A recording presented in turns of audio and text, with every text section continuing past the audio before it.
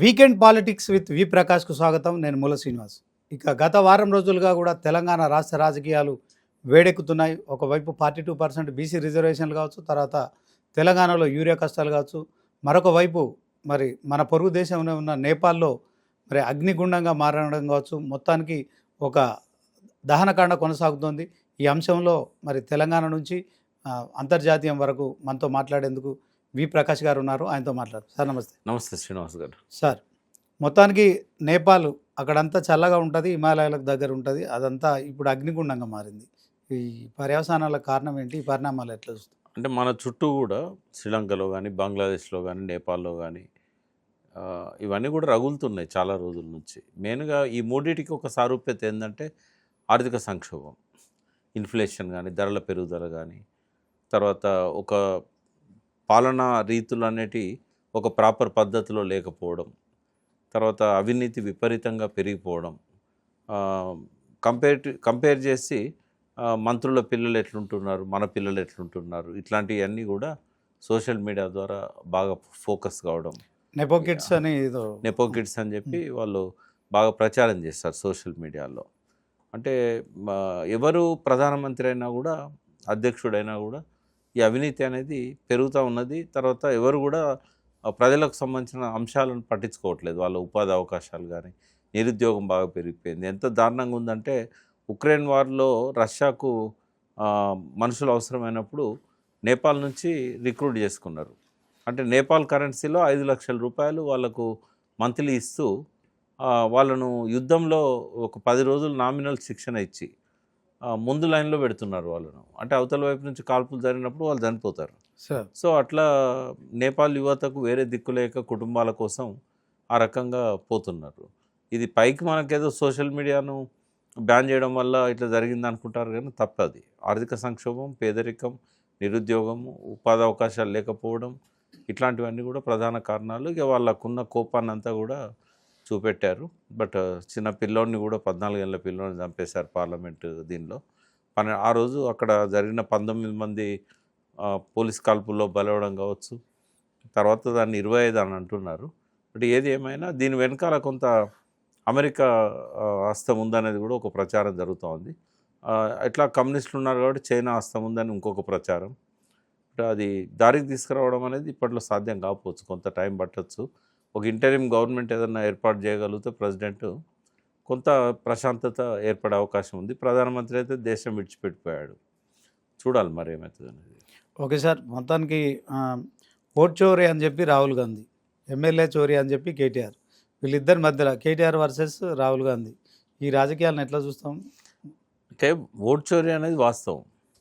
చాలా దిక్కుల ఈవీఎంలను ట్యాంపరింగ్ చేయడం కానీ, మన పక్క రాష్ట్రాల్లో కూడా అది జరిగినట్టుగా అందరికీ అనుమానాలు ఉన్నాయి. జగన్ ఓటమి అంత దారుణంగా ఉంటుందని ఎవరు ఊహించలేదు. ఇక్కడ ఎమ్మెల్యేలను మార్చకపోవడం వల్ల ఓటమి వచ్చింది కేసీఆర్కి అని చెప్పి 6 నెలల తర్వాత జరిగిన ఎన్నికల్లో జగన్ గారు దాదాపు 90 మంది ఎమ్మెల్యేలను మార్చారు. ఆడ ఎమ్మెల్యేలను మార్చినా కూడా దారుణంగా ఓటమి జరిగింది. సార్, చంద్రబాబు నాయుడుకున్న కనెక్షన్స్తో, ఇంటర్నేషనల్ కనెక్షన్స్, సింగపూర్తో ఆయనకున్న సంబంధాలు, అక్కడ ఈవీఎం ట్యాంపరింగ్ జరిగిందని అంటున్నారు. కాంగ్రెస్ ఏమో దేశవ్యాప్తంగా ఉత్తరప్రదేశ్లో కానీ ఇతరత్ర ఓట్ చోరీ అనేది ఒకటైతే ఒక ట్రాన్స్పరెన్సీ అనేది లేదు, అనుమానపడే అవకాశాలు ఎక్కువగా ఉన్నాయి. ఇప్పుడు రాహుల్ గాంధీ మాట్లాడేదానికి ప్రజల్లో స్పందన కూడా వస్తూ ఉన్నది. బట్ నీతికి నియమాలకు కట్టుబడి ఉండాలని రాహుల్ గాంధీ కొంత ప్రయత్నం చేస్తున్నాడు, కానీ ఆయన ప్రభుత్వాలు అట్లా లేవు. ఇప్పుడు ఇక్కడ చూసినా, కర్ణాటకలో చూసినా కూడా ఈ ఎమ్మెల్యేల ఫిరాయింపులు ఇవన్నీ మనం గతంలో చూస్తూనే ఉన్నాం. అంటే ఒక విధానానికి కట్టుబడి ఉంటే మంచిది రాహుల్ గాంధీకైనా, ఇక్కడ ప్రభుత్వానికైనా కూడా. రాహుల్ గాంధీలో మనం పోల్చి చూస్తే ఒక 10 ఏళ్ల కింద రాహుల్ గాంధీ ఇది మన్మోహన్ సింగ్ శకంలో రెండోసారి యూపీఏ వచ్చినప్పుడు ప్రధానమంత్రి తీసుకోమని అడిగితే ఆయన తీసుకోలేదు. మంచిదే, దేశ ప్రజల యొక్క మద్దతు తీసుకొని నేను వస్తా, ఇట్లా పైనుంచి ఏదో నామినేట్ చేసినట్టు ఉండకూడదు అన్నట్టుగా. అయితే అప్పుడు రాహుల్ గాంధీకి పప్పు అని పిలిచేవాళ్ళు. అవును. ఇప్పుడు రాహుల్ గాంధీ ఏంటంటే కొంచెం పరిణతితో మాట్లాడుతున్నాడు. భారత్ జోడో యాత్ర తర్వాత కొంత ఆయన లోపల ఆ మార్పు కనబడుతూ ఉన్నది. దేశంలో ఇవాళ ప్రధాన ప్రతిపక్షం, దానికి మల్లికార్జున ఖర్గే గారు ప్రతిపక్ష నాయకుడు ఉన్నా కూడా వెనకాల ఆ కుటుంబం యొక్క పాత్ర ఉంటుంది. అవును. ఫిరోజ్ గాంధీ గొప్ప దేశభక్తుడు. ఆయనకు మనవడు కదా, అవును. చాలా గొప్ప దేశభక్తుడు. ఆయన ఉన్న కొద్ది రోజులైనా కూడా పార్లమెంట్ మెంబర్గా ఎన్నో ల్యాండ్మార్క్ డిసిషన్స్ వచ్చాయి. అవినీతికి వ్యతిరేకంగా పోరాడాడు. తర్వాత రాజీవ్ గాంధీ విషయానికి వచ్చినప్పుడు రాజీవ్ గాంధీ కూడా ఒక మంచి ప్రధానమంత్రి. ఆయన పీరియడ్లో సరే బోఫోర్స్ అనేది కొంత వివాదం వచ్చినా కూడా ఆయన డిసిషన్ చాలా ఉపయోగపడ్డాయి. ఇప్పుడు పంచాయతీరాజ్ చట్ట సవరణ కావచ్చు, నేరుగా నిధులు ఇవ్వాలి అని చెప్పడం కావచ్చు, రాజ్యాంగ సవరణలు కూడా చాలా బాగా చేశారు ఆయన పీరియడ్లో. తర్వాత ఈ ఫిరాయింపుల నిరోధక చట్టాన్ని కూడా ఆయనే తీసుకొచ్చాడు. కనీసము వాళ్ళు చేసిన మంచి పనులు, ఇప్పుడు నెహ్రూ చేసిన మంచి పనులు, ఇందిరాగాంధీ చేసిన మంచి పనులు, వాళ్ళ తండ్రి ఫిరోజ్ గాంధీ చేసిన మంచి పనులు, ఇవన్నీ కూడా ఆయన ఒకసారి స్టడీ చేసి ఆ లైన్లో కనుక పార్టీ నడపగలిగితే 5 ఏళ్ళలో 10 ఏళ్ళలో ఆలస్యంగానే ఆయన వయసు కూడా ఇంకా చాలా ఉంది, అవును. కొంత బాగుంటుంది. బట్ ఆయన ట్రైన్ చేస్తున్న వాళ్ళు రేవంత్ రెడ్డి లాంటి వాళ్ళు కావచ్చు, డీకే శివకుమార్ లాంటి వాళ్ళు కావచ్చు, వీళ్ళు ఏంటంటే ఆయన లైన్లో లేరు. ఆయన ఆశించిన పద్ధతిలో వాళ్ళు వ్యవహరిస్తలేరు. ఇక్కడ వచ్చి ప్రతి ఎన్నికల మీటింగ్లో మేము ఫిరాయింపులను ప్రోత్సహించాం, మా నాన్న చేసిన చట్టం ఇది, ఎవరైనా మా పార్టీలోకి వస్తే రాజీనామా చేసి రావాలి, అంత బలంగా చెప్పారు కదా. అవును. బట్ ఇక్కడ తెలంగాణలో నవ్వుల పాలైపోయారు కదా. కాబట్టి పార్టీ సిద్ధాంతాలు, రాజీవ్ గాంధీ అనుసరించిన విధానాలను రాహుల్ అనుసరించాలనుకుంటే రేవంత్ రెడ్డి లాంటి వాళ్ళని కంట్రోల్ చేయాల్సిన అవసరం ఉంది. అంటే ఓవరాల్గా పార్టీ ఫిరాయించిన ఎమ్మెల్యేలు ఇప్పుడు కాంగ్రెస్లో ఉన్నారు సార్, వాళ్ళు బీఆర్ఎస్లో ఉన్నారు. 10 మందిలో మరి రకరకాలుగా అంటే ఊహాగానాలు వస్తున్నాయి. కొంతమంది మేము బీఆర్ఎస్లోనే ఉన్నామని చెప్పడం, కొంతమంది మరి కొంత సమయం కావాలని. వాస్తవానికి స్పీకరు ఈ అంశంలో ఏం జరుగుతుంది అంటే సుప్రీంకోర్టు ఎప్పుడైతే కొంచెం తీవ్రమైన పదజాలం వాడిందో స్పీకర్ తప్పట్లేదు, దాన్ని తేల్చాల్సిన పరిస్థితి వచ్చింది. తేల్చాల్సిన పరిస్థితి వచ్చినప్పుడు వీళ్ళు కనుక మేము టీఆర్ఎస్లోనే ఉన్నాము, మేము కాంగ్రెస్లో కలవలేదు, మాకేసిన కండువలు 3 రంగుల కండువలు అయినా పార్టీ కాదు, మధ్యలో అశోక చక్రం ఉంది, ఇది భారత జాతీయ జెండాలు అని ఇట్లాంటి ఎన్ని అబద్ధాలు మాట్లాడినా కూడా ప్రజా కోర్టులో ప్రజల మధ్య వీళ్ళు శిక్షార్హులే, వీళ్ళని నమ్మరు ప్రజలు. కాకపోతే ఎన్నికలను తప్పించుకోవడానికి చేస్తున్న కాన్స్పిరసీ. వాళ్ళు కేసీఆర్ని కలవక ఎంతకాలం అయిందండి. కేసీఆర్ గారు అసెంబ్లీకి రాలే, వీళ్ళు ఫామ్ హౌస్ పోలేదు, ఆయన ఇంటికి పోలేదు, ఆయన మీటింగ్లో పోలేదు. మరి మొన్న జరిగిన వరంగల్ మీటింగ్లో ఎందుకు రాలేదు టీఆర్ఎస్ ఎమ్మెల్యేలు అయితే? వాళ్ళు జనాన్ని ఎందుకు కదిలేయలేదు? బహిరంగంగా పత్రికా సమావేశాల్లో చెప్పారు, రేవంత్ రెడ్డి పక్కన కూర్చొని ఆ కండువాలు కప్పుకున్నారు, కాంగ్రెస్ నిర్ణయాలకు మద్దతు ఇస్తున్నారు, కాంగ్రెస్ మీటింగ్లోకి పోతున్నారు, గాంధీ భవన్ మీటింగ్లోకి పోతున్నారు. మరి స్పీకర్ గారు వాళ్ళు రాసిన అఫిడవిట్ చూసి వీళ్ళు టీఆర్ఎస్లోనే ఉన్నారంటారా, లేక వీళ్ళను కాంగ్రెస్లో చేరినందుకు బహిష్కరిస్తారా అనేది అది స్పీకర్ విజ్ఞతకు నిర్ణయానికి సంబంధించిన అంశం. అంటే ఈ అంశంలో మహేష్ కుమార్ గౌడ్ కూడా మాట్లాడుతూ, మీరు కూడా హరీష్ రావు, కేటీఆర్ చాలాసార్లు మోదీని కలిశారు, మీరు బీజేపీలో చేరినట్ల మరి మేము కూడా మీ పైన ఫిర్యాదు చేయమంటారు అని చెప్పి కూడా మాట్లాడారు. నాకైతే గుర్తులేదు వాళ్ళు మోడీ గారిని అది వరకు మంత్రిగా ఉన్నప్పుడు, 2 మంత్రులుగా ఉన్నప్పుడు ఏమన్నా కోరికల కోసం మంత్రులను కలిసిందేమో కానీ మోడీ గారిని వారు ఇక్కడ మెట్రో ఇనాగరేషన్కి వచ్చినప్పుడు కలవచ్చు, మిషన్ భగీరథ ఇనాగరేషన్కి వచ్చినప్పుడు కలవచ్చు, కానీ పని కట్టుకొని పోయి అయితే మోడీ గారిని కలిసినట్టుగా నాకు తెలియదు. ఏదెట్లున్నా పని మీద కలవడం వేరు, పార్టీతో ఊరేగడం వేరు. వారేమైనా బీజేపీ మీటింగ్లో పోతానులా అట్లా మాట్లాడడం తప్పు మహేష్ గౌడ్ గారు. అంటే కాంగ్రెస్ పార్టీ వీళ్ళు మా ఎమ్మెల్యేలని చెప్పుకోవచ్చు కదా సార్, ఎందుకని మరి ఇప్పుడు ఈ డైవర్షన్ చేస్తున్నారు? రాహుల్ గాంధీ ఏమన్నాడంటే, మీరు వాళ్ళని తీసుకోవడం తప్పు కదా అంటే, రేవంత్ రెడ్డి ఏం చెప్పిండు అక్కడ అంటే, పత్రికల్లో వచ్చింది నేను చెప్పేది, 2/3 వస్తున్నారు, వస్తే మనకి ఇంకా పార్టీ లెజిస్లేచర్ పార్టీ విలీనం అవుతుంది అని చెప్పి ఆ రోజుల్లో చెప్పాడు. ఇప్పుడైనా కనీసం వాళ్ళ డిజైన్ చేయించి మళ్ళీ జూబ్లీ హిల్స్ ఎన్నికతో పాటుగా వాళ్ళకు కూడా మళ్ళీ ఎన్నిక నిర్వహించారనుకోండి, ఓడిపోతామనే భయం ఉంది. ఇప్పుడు మరి కొంతమంది మేము ఇంకా బీఆర్ఎస్లో ఉన్నామని చెప్తాం, ఒక 7-8 మంది, వాళ్ళందరినీ కేసీఆర్ మళ్ళీ తీసుకుంటాడా సార్? అంటే వాళ్ళు కనీసం కలిసి అడగాలి కదా. ఇప్పుడు పోచారం లాంటి వాళ్ళు చాలా కేసీఆర్ గౌరవ విమానాలు పొందినవారు. అవును, స్పీకర్ ఆయన చరిత్రలో ఒక మంచి పేరుంది. అవును. మరి అటువంటి వ్యక్తి కూడా నేను ఇంకా టీఆర్ఎస్లోనే ఉన్నా అంటే ఎట్లా? రేవంత్ రెడ్డి ఇంటికి వచ్చి ఆయన తీసుకొని పోయి ఇప్పుడు అధికారంలో ఆయన భాగం పంచుకుంటున్నాడు, అడ్వైజర్గా ఉన్నాడు, సలహాదారు కదా ఇప్పుడు ఆయన. అవును, వ్యవసాయ శాఖ సలహాదారు. మరి ఎట్లా చెప్తాడు నేను ఇంకా బీఆర్ఎస్లో ఉన్నా అని చెప్పగలుగుతాడా? అంటే సలహాదారు అనే పదవి ఇచ్చారు కదా ఆయనకు. ప్రతిపక్షంలో ఉన్న వాళ్ళకి కూడా ఇవ్వచ్చు? అట్లేం లేదు, ఇవ్వకూడదు. కాంగ్రెస్ జనరల్గా ఎవరికైనా ఇవ్వచ్చు, కానీ ఇప్పుడు బయట ఉన్న వాళ్ళకి మాలాంటి వాళ్ళకి ఇస్తే వేరు. ఆయన ఒక పార్టీ తరఫున ఎమ్మెల్యే గెలిచి అపోజిషన్ పార్టీలో ఆయన సలహాదారు ఇచ్చిన ఎట్లా తీసుకుంటాడు? అంటే ఓవరాల్గా ఇప్పుడు వాళ్ళు కాంగ్రెస్ ఎమ్మెల్యేలు అని చెప్పుకొని అదే పార్టీలో ఉన్నట్టు చెప్పుకొని తర్వాత రాజీనామా చేసి మరి స్పీకర్ నిర్ణయం తీసుకున్నా వాళ్ళు రాజీనామా చేసిన మొత్తానికి ఉప ఎన్నికల్లో గె గెలవచ్చు కదా సార్ వాళ్ళకి ఎందుకు అంటే పోటీ చేయొచ్చు. ఉమ్, గెలుపోవటంలో దైవాధీనాలు. ఉమ్, ప్రజలు ఏమో ఆలోచిస్తారనేది దాన్ని మనం ఇప్పుడు ప్రెడిక్ట్ చేయలేము. కానీ అట్లా దానికోసం కూడా వాళ్ళు సిద్ధంగా లేరు. ఎందుకంటే ఇప్పుడు ఉప ఎన్నికలు వస్తే కాంగ్రెస్కు అనుకూల పవనాలు కనబడట్లేదు. అందుకే ఇటు యూటర్న్ యూరియా తీసుకున్నారు. యూరియా స్కామ్ కావచ్చు, తర్వాత అటు పక్కన ఈ లేటెస్ట్గా జరుగుతున్న అనేక అంశాలు కావచ్చు. ఎందుకో కొంత రేవంత్ రెడ్డికి ఒక భయం ఉంది. వీళ్ళని రిజైన్ చేయించి టికెట్ ఇస్తే వీళ్ళు గెలుస్తారో లేదో అనే ఒక భయం ఉంది. అందుకే వీళ్ళు కూడా కొంత 20 నెలల పాలన చూసిన తర్వాత కూడా యూటర్న్ తీసుకున్నారని అనుకోవచ్చా? అంటే నాకు తెలిసింది ఏంటంటే వీళ్ళు మళ్ళీ టీఆర్ఎస్లోకి రావడానికి చాలామంది ప్రయత్నం చేశారని. అవును. అంటే శ్రీహరి గురించి, పోచారం గురించి నాకు తెలియదు. ఉమ్. కొంతమంది ప్రయత్నం చేసినట్టు తెలుసు. కానీ వాళ్ళు రిజిడ్ ఉన్నారు, తీసుకోవద్దనే నిర్ణయానికి వచ్చారు. Okay sir. ఆ.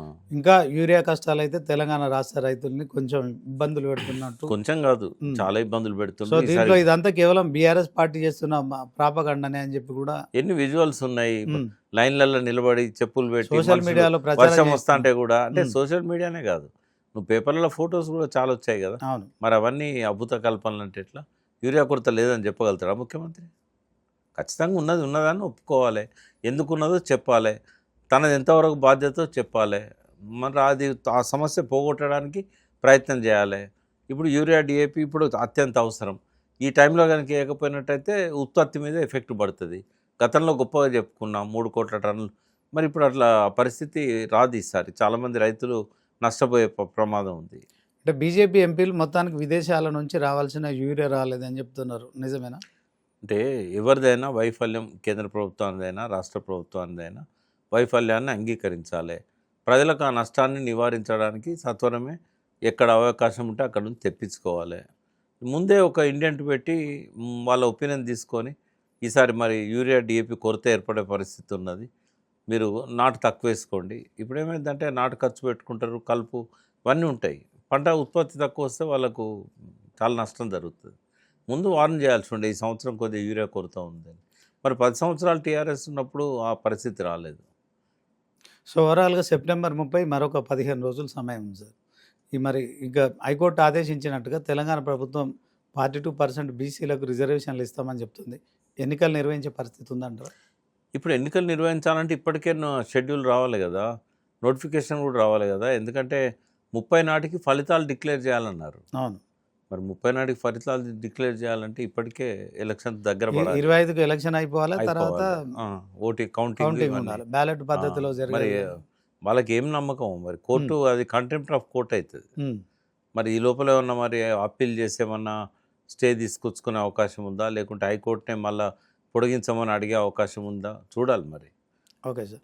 గ్రూప్ 1 అంశంలో హైకోర్టు ఇచ్చిన తీర్పు, ఈ విజయం ఎవరిది అంటారు? విద్యార్థులదా, బీఆర్ఎస్ పార్టీదా, కాంగ్రెస్? ఇది విజయం కాదు కదా. ఎవరికి విజయం? ఇది అందరూ ఇబ్బంది పడుతున్నారు. అంటే వైఫల్యం ఉన్నది ఇక్కడ, ప్రభుత్వ వైఫల్యం ఉన్నది. సరిగా పరీక్ష పేపర్లు సరిగ్గా దిద్దక, అర్హులైన వాళ్ళకి ఇవ్వక. ఇప్పుడు ప్రొఫెసర్స్కు ఇవ్వాలి, అది యూనివర్సిటీ ప్రొఫెసర్స్కి. డిగ్రీ కాలేజ్ లెక్చరర్లను పెట్టి దిద్దిచ్చారు. తెలంగాణ ఉద్యమ చరిత్ర పేపరు ఆంధ్ర ఇన్విజిలేటర్లతో దిద్దిచ్చారు. ఎవరికి కూడా మార్కులు వేయలేదు వాళ్ళు పచ్చి తెలంగాణ వ్యతిరేకులు. మరి ఇంగ్లీష్లో రాసిన వాళ్ళకి ఎక్కువ మార్కులు వేసి తెలుగులో 10% కూడా తెలుగు వాళ్ళు క్వాలిఫై కాలేదు. తర్వాత అప్పర్ కాస్ట్ వాళ్ళు 37% ఉన్నారు అనేది ఇలా చాలా గోల్మాల్ జరిగింది. ఏది ఏమైనా కూడా రీవెరిఫికేషన్ అనేది, రీవాల్యుయేషన్ అంటే ఓన్లీ రీవాల్యుయేషన్ కాదు, మళ్ళీ పరీక్ష రీ ఎగ్జామ్ కండక్ట్ అనేది సెకండ్ ఆప్షన్. పత్రికల పేపర్లన్నీ మళ్ళీ దిద్దాలి అనేది. ఓకే, దాంట్లో రీవాల్యుయేషన్తో నిజంగా విద్యార్థులకు న్యాయం జరిగే పరిస్థితి ఉంటుంది. అంటే మళ్ళీ పరీక్ష పేపర్లు యూనివర్సిటీ ప్రొఫెసర్లకు ఇచ్చి దిద్దిచ్చినట్టయితే జెన్యున్గా ఎవరైతే రాశారో వాళ్ళు బయటపడే అవకాశం ఉంటుంది. కానీ వీళ్ళు అప్పీల్కి పోయినా లేదా మళ్ళీ పరీక్ష కండక్ట్ చేసినా చాలామంది పిల్లలు నిరుత్సాహంతో ఉన్నారు. ఇప్పుడు మొదటిసారి పరీక్ష వాయిదా పడ్డప్పుడు సెకండ్ పరీక్ష కొంతమంది రాయలేదు, తగ్గిళ్ళు. అంటే every year degree college pass అయ్యి వచ్చే వాళ్ళ సంఖ్య పెరుగుతూ ఉంటుంది. కానీ పరీక్షలు రాసే వాళ్ళ సంఖ్య తగ్గుతూ వస్తుంది. మొదటిసారి అప్లై చేసిన వాళ్ళలో చాలామంది రెండోసారికి రాయలేదు.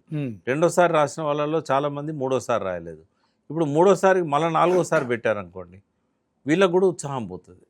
ఇండిపెండెంట్ పార్టీ టీజీపీఎస్సీ మరొకసారి డివిజన్ బెంచ్కి వెళ్తుందని కూడా కాలయాపన తప్ప ఏముండదు. రేవంత్ రెడ్డి 5 ఏళ్ల పాలనలో కూడా ఒక్క గ్రూప్ వన్ కూడా కండక్ట్ చేయలేదు.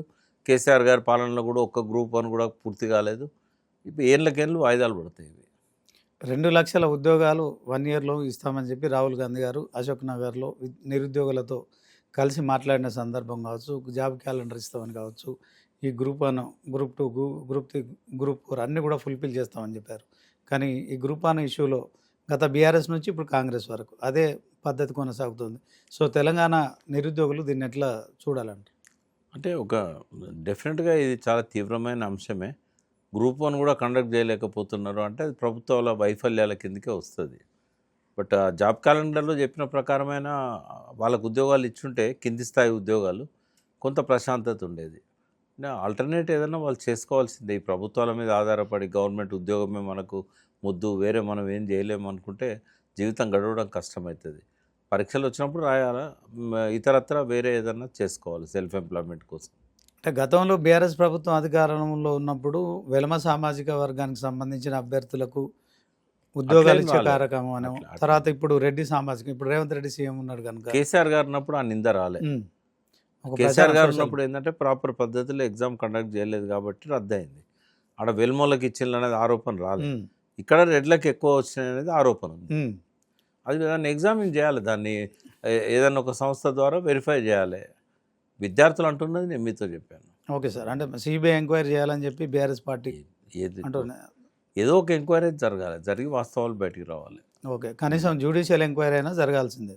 వాళ్ళ ఇష్టం ఏదైనా పెట్టచ్చు. ఓకే సార్, అంటే నిరుద్యోగుల మనోస్థైర్యం ఎలా ఉంటుంది అంటారు? ఇట్లా చాలా దెబ్బతిన్నది. జాబ్ క్యాలెండర్ అని చెప్పి అనౌన్స్ చేసి దాని ప్రకారంగా ఉద్యోగాలు ఇవ్వకపోయేసరికి, నోటిఫికేషన్లు ఇవ్వకపోయేసరికి, ఇప్పుడు ఒక నోటిఫికేషన్లో మాత్రమే కొన్ని మార్పులు చేశారు. బట్ అన్నీ ఇదివరకు ఇచ్చిన నోటిఫికేషన్లే కదా. ఈయన వచ్చిన తర్వాత కొత్త నోటిఫికేషన్లు ఏవి, కొత్త పరీక్షలు ఏవి, ఎక్కడ ఉద్యోగాలు ఇచ్చారు? ఏడాదిలో 2 లక్షలు అన్నాడు. కనీసం 2 ఏళ్లలో కూడా 1,00,000 మందికి ఇవ్వలేని పరిస్థితి, 50,000 మందికి కూడా ఇవ్వలేని పరిస్థితి వస్తే ఫార్ములా ఈ కార్ రేస్లో కేటీఆర్ ఖచ్చితంగా లోపలికి పోతాడు. ఎప్పటి నుంచి వింటున్నాం ఈ మాటలు? మహేష్ కుమార్ గౌడ్ కాసేపటి క్రితమే మాట్లాడింది సార్, కేటీఆర్ రాజకీయ శాఖ ముగిసింది అని చెప్పి మాట్లాడుతుంది. జైలు పోయొచ్చిన రాజకీయ శాఖ ముగిస్తే రేవంత్ రెడ్డి ముఖ్యమంత్రి ఎట్లయితాడు? జగన్ ముఖ్యమంత్రి ఎట్లయితాడు? చంద్రబాబు ఎట్లయితాడు?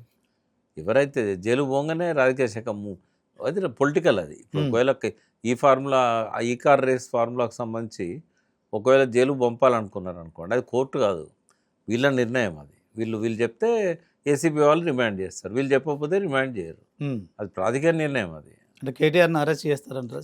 నాకు తెలిసి చేయకపోవచ్చు. ఒకవేళ చేస్తే వాళ్ళకే నష్టం, కాంగ్రెస్కే నష్టం. ఎట్లా నష్టం సార్? బాగా యాక్టివ్గా ఉన్న కేటీఆర్ జైల్లో ఉంటాయి. ఈ టైంలో లోకల్ బాడీస్ సింపతి వస్తుంది, జూబ్లీహిల్స్ ఇవన్నీ ఎక్కువ సింపతి వస్తుంది. అంటే ఆ పార్టీ మీద బాగా యాక్టివ్గా మాట్లాడే గొంతు అయితే కొంత మరి లోకల్ ఉండడం. బీఆర్ఎస్లో గొంతులు చాలా ఉన్నాయి. కాంగ్రెస్ని మనం లెక్క పెట్టుకోవాలి కానీ బీఆర్ఎస్లో ఒక్కొక్కరు అవకాశం ఇస్తే బ్రహ్మాండంగా మాట్లాడగలుగుతారు. లేదా హరీష్ రావు ఉండడా బయట? ఆ కుటుంబమే మాట్లాడాలని ఉన్నది. నిరంజన్ రెడ్డి గారు ఉన్నారు, జగదీష్ రెడ్డి గారు ఉన్నారు, ఎంతోమంది బీసీ నాయకులు ఉన్నారన్న, శ్రావణ్ ఉన్నారు, దాసో శ్రావణ్ ఉన్నాడు, ఎంతోమంది ఉన్నారన్న మాట్లాడడానికి. రవిచంద్ర గారు ఉన్నారు, ఎంపీ, ఎంతోమంది మాట్లాడతారు. అట్లే ఓవరాల్గా కవిత ఇష్యూ తర్వాత హరీష్ రావు అమెరికా నుంచి రావడంతోనే ఆమె విజ్ఞతకే వదిలేస్తున్నా చెప్పారు. అదే క్రమంలో మరి అటు తిరిగి ఇటు తిరిగి కవితకు మీకు మధ్య ఏమి వివాదాలు ఉన్నాయి? తెలంగాణ జాగృతి నాయకులంతా కలిసి ప్రెస్ క్లబ్లో మీటింగ్ పెట్టారు. మీరు ఆమెను చేసిన విమర్శలు ఏంటి? వాళ్ళు ప్రతిగా ఎందుకు విమర్శలు? అవి విమర్శలు కాదు, బూతులు. వాళ్ళు మాట్లాడిన అన్ని అడ్డమైన బూతులు అవి. నేను చేసింది ఏంటంటే కాళేశ్వరంలో అవినీతి అని కన్ఫర్మ్ చేసింది ఆమె.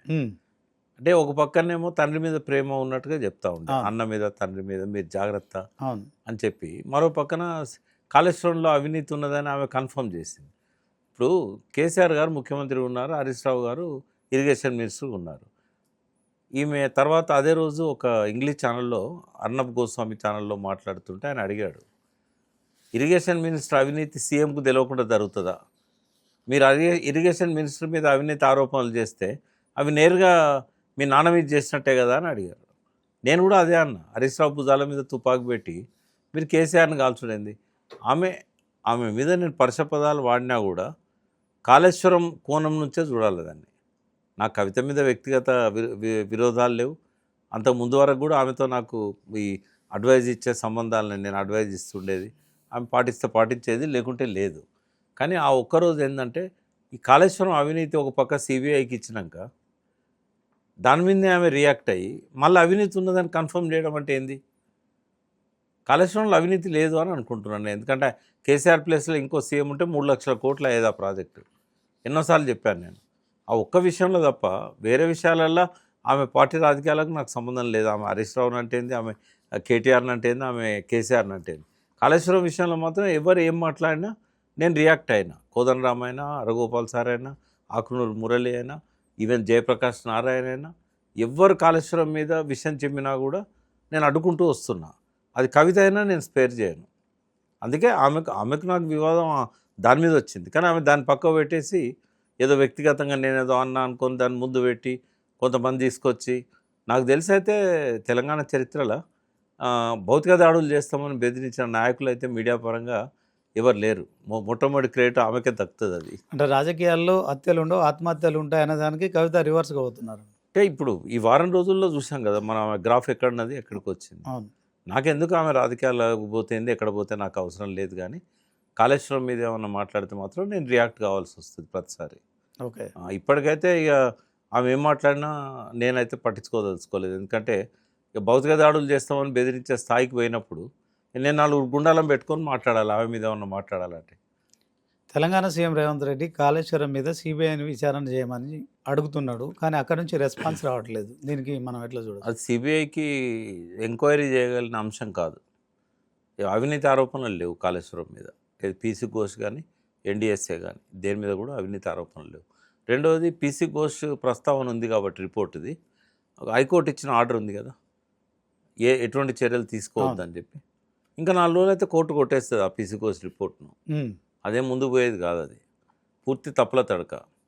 ఈ సిబిఐ వాళ్ళు కూడా అవినీతి ఆరోపణలప్పుడు లేదా ఏదైనా ప్రమాదకరమైన ఏమైనా జరిగినప్పుడు వస్తారు తప్ప ఈ కాళేశ్వరంలో ఇంజనీరింగ్ లోపాల గురించి వాళ్ళు ఏం చేస్తారు?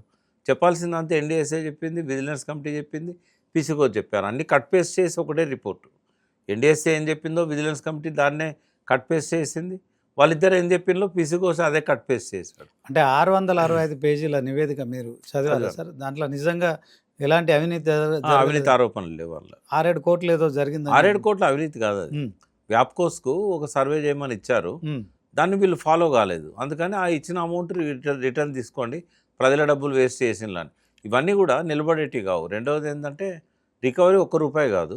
అడ్మినిస్ట్రేటివ్ ల్యాప్సెస్ మీద క్రిమినల్ చర్యలు ఉండవు. పాలసీ విధానాలకు సంబంధించి కానీ అడ్మినిస్ట్రేటివ్ ల్యాప్సెస్ ఎవరు కట్టాలి సార్? 6-7 కోట్లు ఎందుకు కడతారు? దుర్వినియోగమే కాలేదు. పీసీ ఘోష్ గారు చెప్పినంత మాత్రాన రికవరీ ఉంటుందా? ఉండదు. ప్రూవ్ చేయలేరు వాళ్ళకి సర్వే చేయమని అన్నారు, వాళ్ళు సర్వే చేశారు, రిపోర్ట్ ఇచ్చారు. నువ్వు ఫాలో అవుతావా లేదా నీకు సంబంధం, వాళ్ళకేం సంబంధం? 7.5 వాళ్ళు పీసీ ఘోష్ కమిషన్ సభ్యులు వాళ్ళంతా వేస్ట్. 4 కోట్ల రూపాయలు కూడా ఖర్చు అయినాయని ఎంతన్నా కానీ అది ప్రతి పైసా వేస్ట్ అయింది. అది చెత్తబుట్టలోకి పడేయాల్సిందే. రేపు హైకోర్టు అయినా చెత్తబుట్ట దాఖలు చేస్తుంది. మినిమం చట్టపరమైనవి కూడా ఆయన ఫాలో కాలేదు. సుప్రీంకోర్టు జడ్జిగా ఉండి ఏం చేస్తాం? అంటే ఒకవేళ సిబిఐ కనుక విచారణ చేస్తే తమ్మిడి అట్టి నుంచి మొదలుకొని చేయాల్సిందే కదా, దాంట్లో కాంగ్రెస్ కూడా దోషిగా ఉంటుందంటారా? అందులో ఏమున్నది విచారణ చేయడానికి? సిబిఐ నాకు తెలిసా చేయదు. ఒకవేళ వీరు మోడీ గారితో ఉన్న సత్సంబంధాల వల్ల రిక్వెస్ట్ చేసి మోడీ గారితో చెప్పించుకుంటే చేస్తారు. చేస్తే తేలేదేం లేదు. అందులో 4 ఏళ్ళు కాలయాపన. ఎందుకంటే డెల్టాకు నీళ్లు కావాలంటే పోలవరం స్టోరేజ్ కావాలి. పోలవరం స్టోరేజ్ దాకా మేడిగడ్డని రిపేర్ చేయొద్దు. మేడిగడ్డని రిపేర్ చేయొద్దు అంటే ఇదేదో ఒక విచారణ పేరుతో నడవాలి. చంద్రబాబు నాయుడు చేతిలో ఉన్న తెలంగాణ భవిష్యత్తు, గోదావరి భవిష్యత్తు. మొన్నొకసారి రేవంత్ రెడ్డి ఒక సభలో మాట్లాడుతూ 2009లో మల్లన్న సాగర్ మేమే కట్టినాం అని చెప్పి మాట్లాడారు. ఆయన ఏదన్నా కడతాడు. రేపు చార్మినార్ కూడా నేను మా వాళ్ళే కట్టారు, మా కాంగ్రెస్ నాయకులు అన్నా ఆశ్చర్యపోనక్కర్లేదు. వైఎస్ రాజశేఖర రెడ్డి శంకుస్థాపన చేసింది సార్ మల్లన్న సాగర్? చేయలేదు. మల్లన్న సాగర్ చిన్న 1 TMC రిజర్వాయర్ ఉండే, అది మల్లన్న సాగర్ పేరు మీద కూడా లేకుండే. మల్లన్న సాగర్ను మొత్తం దానికి టోటల్ ఆపడానికి ట్రై చేసింది రేవంత్ రెడ్డి. 48 గంటలు దీక్ష చేసింది రేవంత్ రెడ్డి. అక్కడన్న వాళ్ళని రెచ్చగొట్టి చనిపోయిన వాళ్ళ పేరుతోని పిటిషన్లు దాఖలు చేయించి డిలే చేసింది రేవంత్ రెడ్డి. 2 ఏళ్ళు ఆలస్యమైందంటే కారణం రేవంత్ రెడ్డి. ఓకే, ఇప్పుడు మళ్ళీ కాంగ్రెస్ అధికారంలోకి వస్తుందో లేదో తెలియదు. మంత్రి జూపల్లి చేసిన కామెంట్స్ సో ఎలా చూస్తాం సార్? అదే క్రమంలో పార్టీ మారిన అంటే కాంగ్రెస్ కండువాలు కప్పుకొని బీఆర్ఎస్ బీఫామ్ మీద గెలిచిన ఎమ్మెల్యేలు మళ్ళొకసారి ఎన్నికల్లో పోతే గెలవు అని వాళ్ళకు మరి వాళ్ళు ఎందుకు వెనకడుగేస్తున్నారు? దీంట్లో కాంగ్రెస్ ప్రభుత్వం నిజంగా ప్రజల వ్యతిరేకత ఉందా? ఈ దీనికి మధ్య నేను ఒక దగ్గర వాళ్ళు చేసిన సర్వే చూశాను. సార్. పొంగులేటి శ్రీనివాసరెడ్డి గారు చేయించారు ఆర్ఆర్ అనే ఒక సంస్థ ద్వారా. మీకు ఏమైనా పరిచయాలు ఉంటే వాళ్ళని పిలిచి కూర్చోబెట్టి. Okay sir. అయితే ఆ సంస్థ ఇచ్చిన సర్వేలో చాలా బ్యాడ్ ఉంది. అంటే 58% వరకు కేసీఆర్కి అనుకూలంగా ఉంటే 24% కూడా రేవంత్ రెడ్డికి అనుకూలంగా రాలే. బట్ అన్ని జిల్లాలు ఒక్క తీరు లేకపోయినా కొంత మెజారిటీ తెలంగాణలో ఆ అభిప్రాయం కనబడ్డది. కాబట్టి బహుశా వాళ్ళకు ఎలక్షన్లో మళ్ళీ పోతే గెలవమనే ఒక భయం పట్టుకోవచ్చు. జుపాల్ చాలా మంచి వ్యక్తి. ఆయన మనసులో ఉన్న మాట చెప్పాడు. చెప్పకూడదు వాస్తవంగా. బట్ ఆయన ఎక్కడో ఒకడ వెంటిలేషన్ ఉండాలి కదా. వాళ్ళు ఏదో హామీ అడిగినప్పుడు నేను ఉన్నది నా జేబులో డబ్బులుంటే ఇస్తా అని ఇస్తా కానీ నేను మళ్ళీ నెక్స్ట్ మీకు వాయిదా ఇచ్చి మళ్ళీ వస్తామో రాదో తెలియదు, గెలుస్తామో లేదో తెలియదు, వైరాగ్యంగా మాట్లాడడం అనేది అది లోపల ఉండాల్సిన మాటలు బయటకు వచ్చినాయి అంతే. సో ఓవరాల్గా ఇప్పుడున్న పరిస్థితుల్లో 42% బీసీల రిజర్వేషన్లు ఇస్తే స్థానిక సంస్థల ఎన్నికలు ఎప్పుడు జరుగుతాయని మనం ఎక్స్పెక్ట్ చేయొచ్చు? అది కోర్టు ఏమైనా డిసిషన్ ఇస్తే చెప్పలేం కానీ వాయిదేసినా కూడా ఒక నెల వేస్తారు. ఈ 42% సాధ్యం కాదు అమలు చేయడం. ఎందుకంటే సుప్రీంకోర్టు జడ్జిమెంట్ను మళ్ళీ రూల్ అవుట్ చేసేదాకా, వేరే జడ్జిమెంట్ ఓవర్ రూల్ చేసేదాకా, మళ్ళీ వేరే జడ్జిమెంట్ వచ్చి ఓవర్ రూల్ చేస్తే తప్ప సాధ్యం కాదు. ఆల్టర్నేటివ్ ఏంటంటే రేవంత్ రెడ్డి మోడీ గారితో మాట్లాడి కాన్స్టిట్యూషన్ అమెండ్మెంట్ చేయించాలి పార్లమెంట్లో బిల్ పెట్టి. అది జరిగే పని కాదు. ఎందుకంటే ముస్లింలలో కలిపారు కాబట్టి బీజేపీ వాళ్ళు ఒప్పుకోరు.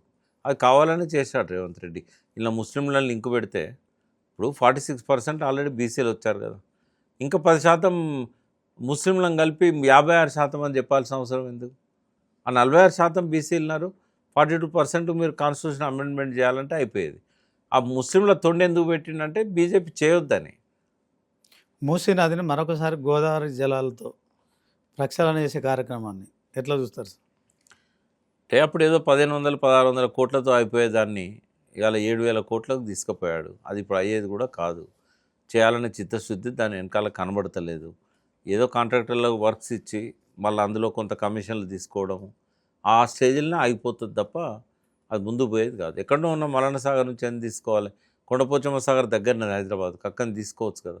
ఇది ఆయన ఆలోచన కూడా కాదు, అది కేసీఆర్ గారి ఆలోచనే. బట్ తన ముద్ర ఉండాలని చెప్పి కొంత బడ్జెట్ కూడా ఎక్కువ పెంచి 7000 కోట్లు చేశాడు. దాన్ని అవసరమా? అదివరకు ఏదైతే గవర్నమెంట్లో ఉన్న ప్రతిపాదన ఉందో కొండపోచమ్మ సాగర్ నుంచి తీసుకున్నట్టయితే తక్కువ ఖర్చుతో అయిపోతుంది. మేము ఒక పక్కన ఆయన కాళేశ్వరంను తిట్టుకుంటేనే 1,00,000 కోట్లు వృధా అయింది అనుకుంటేనే, కాళేశ్వరం కూలిపోయిందని కూలేశ్వరం అని చెప్పుకుంటేనే మళ్ళీ కాళేశ్వరం నెట్వర్క్ మొత్తం వాడుకుందామని అనుకుంటున్నాడు. కనీసం అదన్నా నేను తప్పు చేసినా కాళేశ్వరం మంచిదే అని చెప్పొచ్చు కదా. అంటే ఓవరాల్గా మూసీ ప్రక్షాళన 1,50,000 కోట్లతోని ఈ అంశంలో బీఆర్ఎస్ ఖచ్చితంగా దీన్ని అడ్డుకుంటాం, కోర్టుకు వెళ్ళైనా అడ్డుకుంటామని చెప్తున్నారు. ఎట్లా చూస్తే ఇప్పుడు అది అయ్యేదాకా ఇప్పుడు ఇంకో 2 ఏళ్ళలో ఈ గవర్నమెంట్ అయిపోతుంది టర్ము. 2-3 ఏళ్ళలో ఆయన డబ్బులు ఎక్కడి నుంచి తెస్తారు? 1,50,000 కోట్లు. ఏదో 5-10 వేల కోట్లు దాని మీద పెడతాడు కావచ్చు. ప్రైవేట్ గవర్నమెంట్ పార్ట్నర్షిప్ అని అట్లా పబ్లిక్ పార్ట్నర్షిప్ అని పీపీపీ మోడల్ అట్లా ఎవరైనా ముందుకు వస్తే కొంత చేస్తాడు కావచ్చు. ఆల్రెడీ ఎస్టీపీలు పనిచేయడం మొదలు పెడుతున్నాయి, కొన్ని ఇంకా చేయాల్సి ఉన్నాయి. మరి ఆ పని మొదలవుతుంది తప్ప ఈయన పీరియడ్లో ముందుకు పోదు. అది నెక్స్ట్ గవర్నమెంట్ వస్తే ఏం చేస్తారనేది చూడాలి. 1,50,000 కోట్లు పెట్టినా కూడా మూసీ ప్యూరిఫై కాదు. మళ్ళీ వీళ్ళు మూసీ ప్యూరిఫికేషన్ పేరుతో చేసేది ఏంటంటే బ్యూటిఫికేషన్ పేరుతో దాన్నంతా ఆక్రమించుకోవడమే. రివర్స్ లాగానే ఉంచాలి, కాంక్రిటైజ్ చేయకూడదు. అలా అమ్యూజ్మెంట్ పార్కులు కానీ ఇట్లాంటివన్నీ కూడా టూరిజం హోటల్స్ కానీ ఇవేవి చేయకూడదు. నదిని నదిలాగానే ఉంచాలి. జూబ్లీహిల్స్ ఎమ్మెల్యే మాగంటి గోపీనాథ్ చనిపోయిన తర్వాత ఉప ఎన్నిక వస్తుంది. దాంట్లో జూబ్లీహిల్స్ అభ్యర్థిగా బీఆర్ఎస్ పార్టీకి సంబంధించి గోపీనాథ్ గారు సతీమణి సునీతమ్మకు టికెట్ ఇస్తున్నారని తెలుస్తుంది. దీంట్లో గతంలో సానుభూతి వర్కౌట్ అయినట్టు ఇప్పుడు వర్కౌట్ అవుతుందా? ఎందుకంటే కంటోన్మెంట్లో మరి అది వర్కౌట్ కాలేదు. కాంగ్రెస్ పార్టీకి సంబంధించిన ఎమ్మెల్యే గెలిచాడు. ఇక్కడ కూడా కాంగ్రెస్ పార్టీ గెలుస్తుందని చెప్పి కాంగ్రెస్ పార్టీలో చర్చ జరుగుతుంది. ఏం చెప్పలేము. ఎందుకంటే గోపీనాథ్ గారు 3 సార్లు ఎమ్మెల్యేగా ఉన్నారు, ప్రజలతో బాగా సంబంధాలు ఉండేవి. ఆయన మీద సానుభూతితో గెలిపిస్తే గెలిపవచ్చు. ఆ అమ్మాయి ఏమో కొత్తగా వచ్చింది కంటోన్మెంట్లో, సాయన్న మీద సానుభూతి ఉండే. సో ఆమెను గెలిపించారు. గెలిపించినాక కొద్ది రోజులకే ఆమె యాక్సిడెంట్లో చనిపోయింది. ఆమె మీద ప్రజల లోపల అంత సన్నిహితం కాలేదు. ఆమె ప్రజలకు ఎలక్షన్లు అయినాక 6 నెలలకి చనిపోయింది కదా. ఆ తేడా చూడాలి మనం. గోపీనాథ్ ఏమో 3 టైమ్స్ ఎమ్మెల్యే, ఇంకోటి కష్టపడి కార్యకర్త దగ్గర నుంచి ఎదిగాడు ఆయనే. పెద్దగా ఆస్తులు పాస్తులు సంపాదించుకున్నట్టుగా కనబడతలేదు. కాబట్టి ఆయన భార్య కాబట్టి కొంత సానుభూతి రావచ్చు అని నేను అనుకుంటున్నాను. అంటే ఈ జూబ్లీహిల్స్ ఉప ఎన్నికను మనం రెఫరెండంగా చూడొచ్చు. రెఫరెండం ఎప్పుడు అనొద్దు. దేనికి రెఫరెండం? రాబోయే అసెంబ్లీ ఎన్నికలు తప్పది. తప్పు అట్లా కాదు. స్థానిక సంస్థల అసలు అర్బన్కును రూరల్కి సంబంధం ఉండదు. మొన్న చూశారు కదా మీరు, రూరల్లో టీఆర్ఎస్ చాలా తక్కువ సీట్లు వచ్చినాయి, అవును, ఎక్కువ అర్బన్లోనే వచ్చినాయి. 3/4 అర్బన్లోనే వచ్చినాయి. పోనీ జిహెచ్ఎంసీ ఎన్నికల్లో కూడా ఈ జూబ్లీహిల్స్ లేదు. జిహెచ్ఎంసీ అనేది ప్యూర్లీ కార్పొరేటర్స్ వాళ్ళు చేసిన పనులు, అక్కడ ఉన్న ఇన్ఛార్జీలు, ఆ పార్టీ నాయకులు చేసిన పనుల మీద ఆధారపడి ఉంటుంది. దేన్ని రెఫరెండంగా చూడొద్దు. అంటే ఎలా ఉండబోతున్నాయి సార్? జూబ్లీహిల్స్ తర్వాత జిహెచ్ఎంసీ రాబోతున్నాయి కదా, దాని తర్వాత ఈ 3 ఎన్నికలకు సంబంధించిన అంశంలో బీఆర్ఎస్ ఏ ప్లేస్లో ఉంటుంది చెప్పలేము. ఎందుకంటే అధికార పార్టీకి జనరల్గా లోకల్ బాడీస్లో కొంత సానుకూలత ఉంటుంది. కానీ వీళ్ళు ఏం చేయలేదు 2 సంవత్సరాల నుంచి. ఉన్న మేయర్ కూడా ఆ పార్టీలోకి వెళ్ళిపోయింది. కాబట్టి ఓవరాల్గా చూసినప్పుడు కాంగ్రెస్కు వ్యతిరేకత కనబడుతూ ఉంది. మరి అది ఇక్కడ కూడా రిఫ్లెక్ట్ అవుతుందని అనుకుంటున్నాం. కంపేర్ చేస్తారు కదా, కేటీఆర్ ఉన్నప్పుడు ఎట్లుండే, ఇప్పుడు ఎట్లుంది, హైదరాబాద్ ప్రజలకు అర్థమవుతూ ఉన్నది. వాళ్ళు ఏం తప్పు చేయలేదు. వాళ్ళు ఇక్కడ అంతా బీఆర్ఎస్ ఎమ్మెల్యేలనే గెలిపించారు. కానీ గవర్నమెంట్ పోవడంతో వాళ్ళు మళ్ళీ ట్యాంకర్స్ వస్తున్నాయి, మళ్ళీ పవర్ కట్లు వచ్చాయి. ఇవన్నీ వాళ్ళు చూస్తారు కదా. ఓకే, వచ్చే ఎన్నికల నాటికి కాళేశ్వరం పేరుతో కేసీఆర్ను, హరీష్ రావును, ఫార్ములా ఈ రేస్ కేసులో కేటీఆర్ను, తర్వాత కవిత ఆల్రెడీ పార్టీ నుంచి దూరం అయిపోయింది. అంటే కల్వకుంట్ల కుటుంబం అనే ఆనవాళ్ళు లేకుండా చేయడానికి కాంగ్రెస్ ప్రయత్నిస్తుందని బీఆర్ఎస్ ఆరోపిస్తుంది కదా. సో అదే క్రమంలో పార్టీ పూర్తి స్థాయిలో వీళ్ళు ఎక్కడున్నా కానీ పార్టీలో ఆ గలం వినిపించడానికి కానీ ప్రజల వద్దకు వెళ్ళడానికి సరైన నాయకత్వం ఉందని భావిస్తున్నారా? అంటే ఫస్ట్ చంద్రబాబు నాయుడు ఆయన గురువు కదా, ఓసారి ఆయన అడిగి తెలుసుకోవాలి. ఎన్నికల ముందు జైల్లో పెడితే ఎట్లాంటి రిజల్ట్ వస్తుందో చంద్రబాబు నాయుడు చెప్తాడు రేవంత్ రెడ్డికి. టీఆర్ఎస్లో గలాలకు తక్కువ లేదు. ఉద్యమ గలాలు ఉన్నాయి, రాజకీయ గలాలు ఉన్నాయి, ఆ కుటుంబ గలాలు ఉన్నాయి. అది గలాలు లేనిది కాంగ్రెస్కే. రేవంత్ రెడ్డి చెప్తే మాట్లాడాలా, లేకపోతే మాట్లాడొద్దు. గట్టిగా జవాబు ఇచ్చేవాళ్ళు కూడా లేరు అక్కడ. అవగాహన ఉన్న వాళ్ళు లేరు, మాట్లాడే వాళ్ళు లేరు.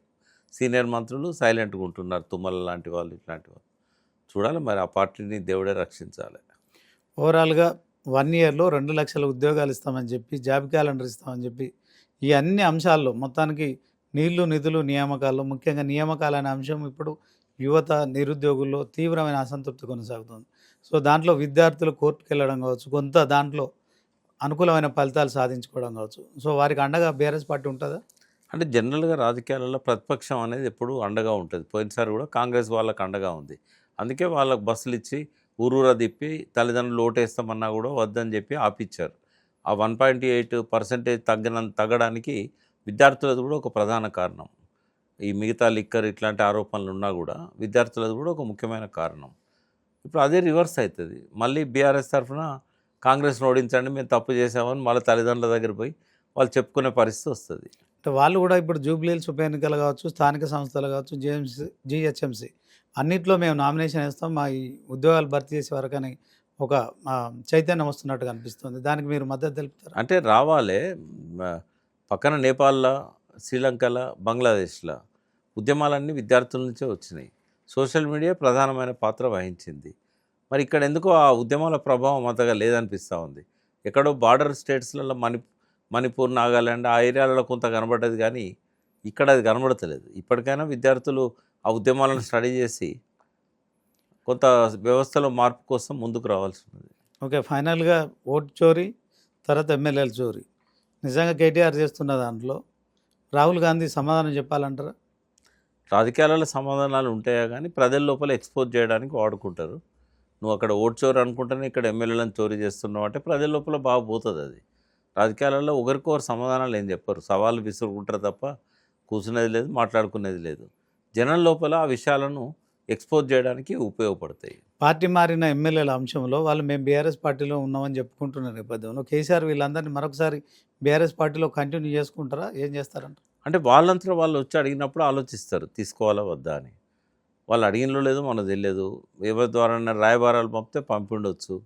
ఒకవేళ కనుక మళ్ళీ మేము పొరపాటు అయింది, మా తప్పు అయింది, ఇప్పటి నుంచి మేము మీ నాయకత్వం కింద పనిచేస్తాము అని అన్నట్టయితే పునరాలోచన చేస్తే చేయొచ్చు, తప్పేమున్నది దానిలో. Okay, thank you sir. మొత్తానికి ఇది weekend politics with V Prakash. So మొత్తానికి నేపాల్ నుంచి మొదలుకొని తెలంగాణ అశోక్ నగర్ నిరుద్యోగుల అంశంలో సో అన్ని విషయాలపై పూర్తి క్లారిటీ ఇచ్చారు. సో దీంట్లో మరొక వారం వీకెండ్ పాలిటిక్స్తో మళ్ళీ కలుసుకుందాం. చూస్తూనే ఉండండి 9090.